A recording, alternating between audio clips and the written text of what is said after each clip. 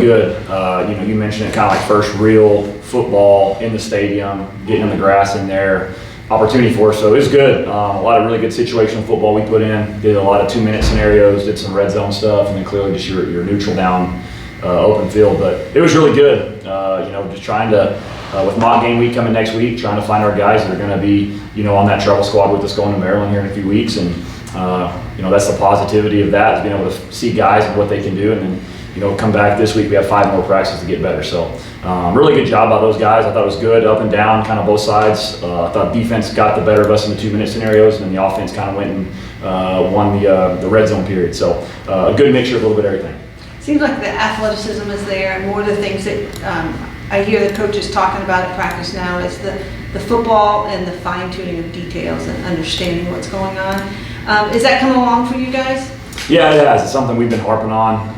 The details are everything, and so you've got to make sure that everything's detailed. You got to run the route at the right depth, the way the quarterback is wanting you to do it. You got to have the right technique when you're blocking on a gap scheme run. You got to make sure you're in the right gap when you're on a TE stunt. I could talk forever on the details of your alignment, your assignment, all those things, but we feel pretty good with where we're at as far as the roster goes, but we still have some room to go as far as detailing those assignments up. Last one for me is the 2 guys that we'll talk today, Sweeney and Gibson. Can you give us a little insight into those 2 guys? Yeah, Jaden Sweeney, new transfer this summer for us. He's been awesome. He's one of our leaders, kind of already in the back end. Great mentality, great upbeat guy. Really like what he does. He's a physical safety, and so he can really get involved down there in the box and make tackles. He's one of the guys that's really flashed as far as making those one-on-one open field tackles. He's been able to get the ball down, and so extremely proud of that. And, just a guy that's been here for only a couple months now. For him to make the strides that he's made, I'm really proud of him.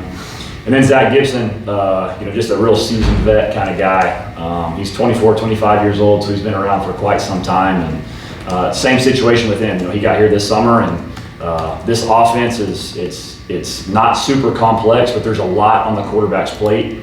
And so, we were walking in together, him and I were, and I told him this was your best day you've had. And I think, we're done installing at this point, and so the game's probably slowing down a little bit for him, and he's starting to get more comfortable and familiar with how I operate, how I want the plays to go, and how I call plays. And so he's been really good. He's a great guy. The quarterback room loves him. And I'm a huge believer in the camaraderie in that room because, at the quarterback position, most of the time, if you stay healthy, clearly one guy plays. And so we got to have each other's backs. We got to love each other in that room and encourage each other. And he's been great. And again, he's come in and really doing a good job. You talked about the travel roster. Have you gotten any closer on the positional battles of deciding who's going to be the ones and twos coming into the Maryland game? I'll say a little bit, but that's like I said, we still have tomorrow and Friday and Saturday to kind of solidify it. And even then, I believe there's going to be some position battles going into that mock game week as well. We'll kind of get into some scout stuff and some good on good trade periods and some of that. And so there's still going to be a lot of opportunities for guys to show up. And we're still working on some special teams guys too. That special teams portion of what we're trying to do is huge for guys making the plane. And I put a high emphasis on special teams. So we've got to try to find the right guys to get on the bus in special teams as well. In particular, the quarterback battle, though, is that still open, or has the decision been made for the week 1 starter for that one?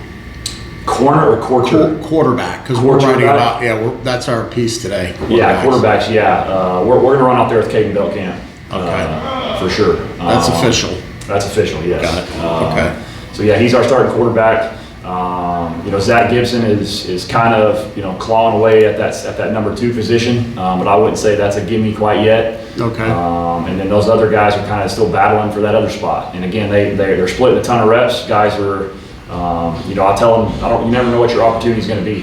Are you going to get 4 plays that day? Are you going to get 20 plays that day? And so every rep you get is an opportunity to show what you got. And I think there's still a lot of improvement to go. So when you look at it again, we got 2.5 weeks until we really need to know all that. And right. Looking forward to continuing that battle the next few weeks as well. But 2s and 3s are still in the crux. That's still open. Yes. 1 is decided. The rest, we'll see. That's okay, correct. got it. Coach, your thoughts and feelings? Going into the scrimmages are wrapped up, your mock game coming up 3 weeks away from kickoff. Just thoughts and feelings about these guys as they kind of make their way through that tunnel. Yeah, I mean, I'm excited.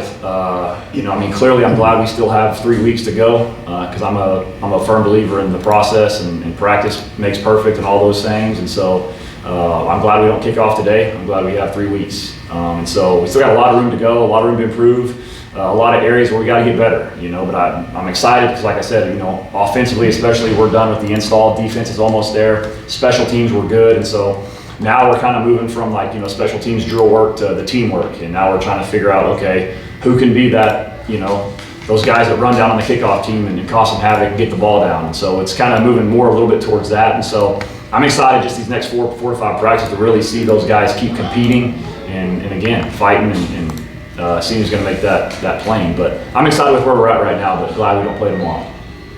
Coach, you talked about the install a couple of times and how it's been completed.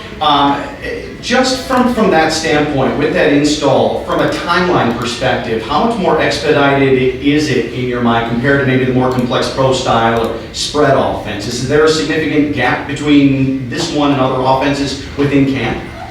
I'd say so. Clearly, everybody does things differently. And, this is kind of what I learned and where I started in my career kind of comes from the old school Mike Leach air raid where you have 3 days of install and there's 7 plays on the install and that's all you run. So you're looking at a couple formations and you run the same play over and over and over and over and over. Clearly, we've adapted and we've grown a lot. But I still believe in the 3 days of install, and that's your bulk of your offense. And so kind of how I structure mine is about 75% of the offense is in those first 3 days. And then everything else is a wrinkle that kind of marries up to what you've already done. And so it's more kind of just learning the wrinkles and all those things. But again, I don't think it's a complicated offense at all, especially for all positions other than the quarterback. The quarterback's got a lot on his plate because, again, I give him full autonomy at the line of scrimmage to see a bad front, to see a bad coverage, and go to work. And so that's more the teaching piece, which is kind of what I've hung my hat on, is trying to get guys to understand defense, see defense, and it's more about the player than the play as well. And so just more coaching that than actual concepts and some of those things. But it's been good. Like I said, I think that now that it's all in and the wrinkles are all there, I think we're ready to go. You're analytical, just from a red zone standpoint. You go into a season kind of saying to yourself, hey, I'd like to hit this. This is a reasonable number. Attempts, this is a reasonable number. Conversion rate, like I think 80% was the average American conversion rate last year. Do you go that far with anything like that? No, not really. When we get in the red zone, my philosophy is put the ball in the end zone, don't kick field goals. We got an unbelievable field goal kicker in Garrison. I trust him with everything in me, but at the end of the day, I want to put the ball in the end zone. If you can put the ball in the end zone, you're going to win football games. So that's more of the mentality, and I don't really look at percentages and all that stuff, like going into the year saying if you're 90%, if you're 90% in the red zone, yeah, you're going to probably win a lot of games, score a lot of points. But at the end of the day, especially like right now, we got to see still kind of what we're going to be in the red zone, and I'm also a believer that the defense dictates what you call. I'm not just going to go out there and bang my head against the wall because I like this play. If they're playing certain defense, I'm going to get to certain play calls that week, and so we'll kind of see. I think that the statistics and some of that is kind of what you look at as you get into the season, and you kind of look at like, hey man, we're only 65% in the red zone. Like maybe that's where you practice red zone a little bit more and some of those things. But right now, just we're rolling, and we just got done doing a red zone period, and we had a good day in red zone, and so. Just kind of those things, you just kind of roll with the punches a little bit. Sorry, 2 more, and then I'll let you get out of here. Bryce Langston, obviously he went with you to American Media Days. You're putting a lot on his plate along that defensive front. What have you seen from him, and not only on the field, but also the way he prepares off the field, and definitely from like a strength and conditioning standpoint too? Yeah, strength and conditioning standpoint, y'all probably saw it. He made Bruce Feldman's freak list.